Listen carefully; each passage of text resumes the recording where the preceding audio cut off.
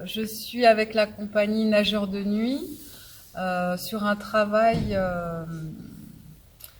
de texte philosophique au théâtre. En fait, on essaye de créer une performance à travers des pensées critiques de notre temps qui interrogerait le moment présent, c'est-à-dire au moment où il y a une crise économique qui rencontre une crise écologique.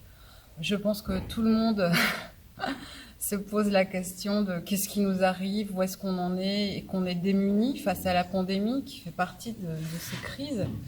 Et du coup, nous, en tant qu'artistes, on essaie de répondre à notre façon, c'est-à-dire interroger des textes philosophiques et en même temps essayer de les transmettre dans une forme artistique.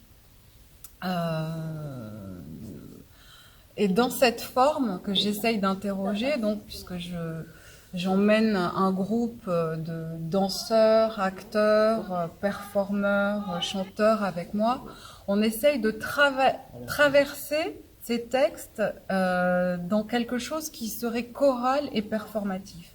C'est-à-dire qu'on ne va pas créer une fiction, une histoire dans laquelle on essaierait d'insérer ces textes en leur trouvant en essayant d'y écrire quelque chose de fictif, mais on va essayer de les traverser organiquement. À savoir, par exemple, quand Edgar Morin nous parle de la part gratuite de l'existence, voilà, comment retrouver du qualitatif dans un rapport quantitatif. Et nous, on essaye de faire exploser les chiffres et comment comment est-ce que nos corps se moquent, se dépouillent, se défont immédiatement, hein, comment notre âme a un rapport aux chiffres qui les distancie systématiquement. On essaye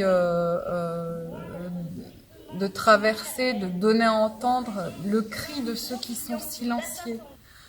Donc, par exemple, on confronte nos corps à certaines paroles. Il aurait pu y avoir un texte de Simone Weil sur la personne et le sacré, et comment nos corps sont traversés par des cris, comment nos corps roulent, sont roulés par les vagues, à chacun de mettre quelle vague c'est.